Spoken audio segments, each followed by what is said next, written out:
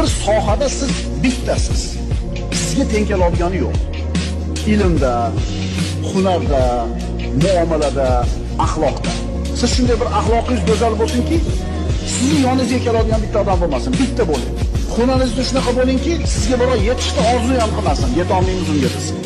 Tog' bo'ling. Alloh taolo tog'ni yaxshi ko'radi deganda shuni peshqadam bo'ling. Eng ilg'or odam bo'ling, eng zo'r odam bo'ling.